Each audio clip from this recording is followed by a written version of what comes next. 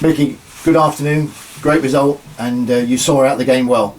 Yeah, I thought we played well today. I thought we did. I thought first half was a bit, wind was quite strong, ball was all over the place, and we just said to the guys at half time, if we can get the ball down and play and cause them some problems.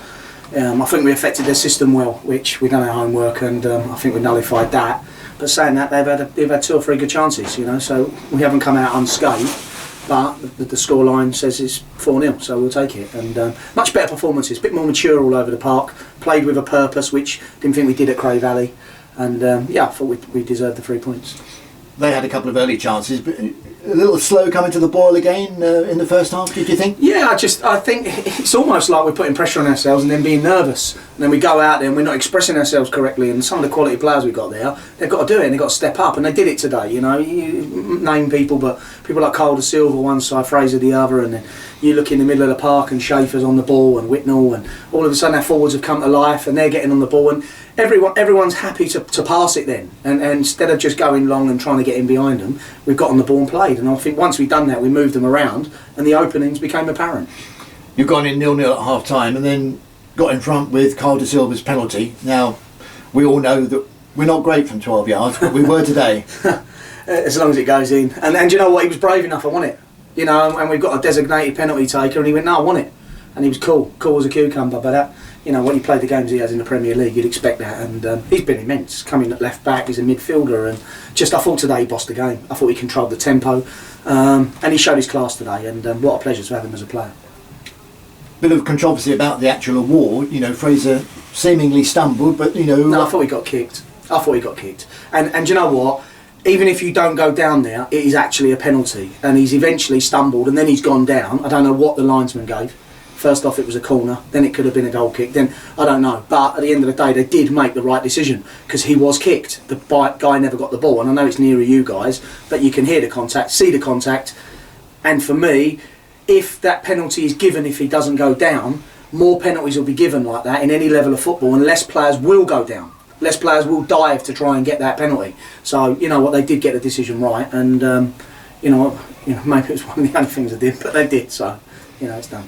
And you doubled the lead soon afterwards, and a very well taken goal by Jack Miles. He'd be pleased with that. Jack's been immense this season. I really think he's matured, and it's took time to come to the boil, but he's been so good, and he plays on that left side and left-footed. He's right-footed player, but his left foot has been immense, and then all of a sudden, ball drops to him on his left foot, and he's volleyed it in, and that gives you the cushion. Then it's not over because they've still quality side, and they've got some good players, and they still cause the serious problems, but.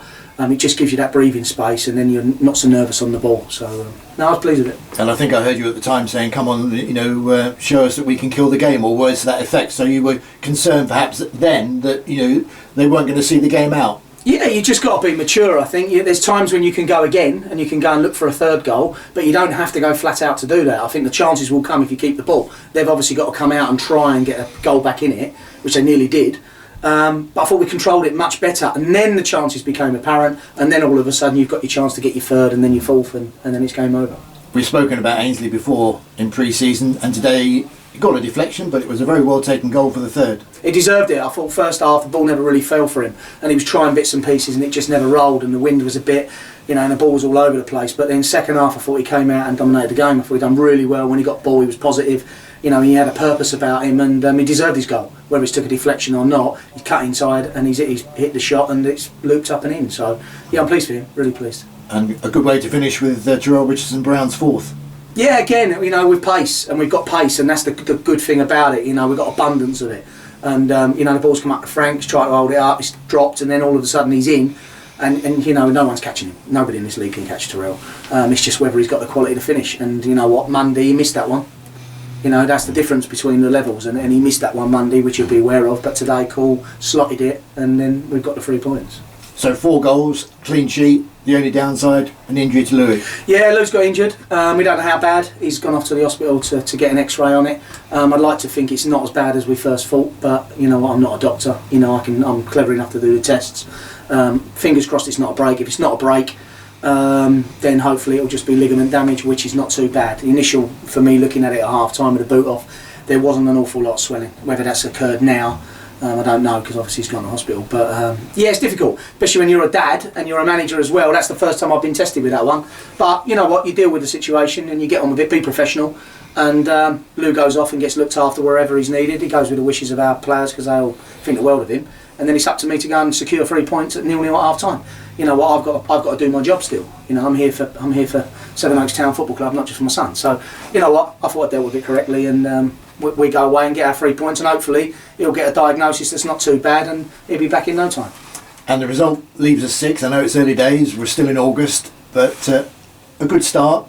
And one that you'll be happy with. It's performances, Andrew. It's you know, the points are irrelevant for me at the moment because you can make up as many points as you want later in the season. But it's about performances, and I just don't think in the last 2 or 3 games, even Burgess Hill at times, I don't think the performance was there. And today they showed the quality that they can perform with and be brave and get on the ball. And that's what we've asked them. And today they've done it, and they've delivered for us, and they've delivered for the club. And that'll give them confidence now. You know, we go Tuesday night at Sittingbourne. It's a League Cup game. To be fair, we'll probably chop it up, and I'm not going to disrespect the cup, but we're not going to go full steam, but we'll get people minutes and we'll have a look inside the squad, and then we get ready for a massive FA Cup game. Against Corinthian Casuals, we came out of the hat second again, but another good test for you for a team at a higher level. Yeah, you couldn't write it. Every single cup this year away from home. Couldn't write it. I know who picks the draw, but wowzers.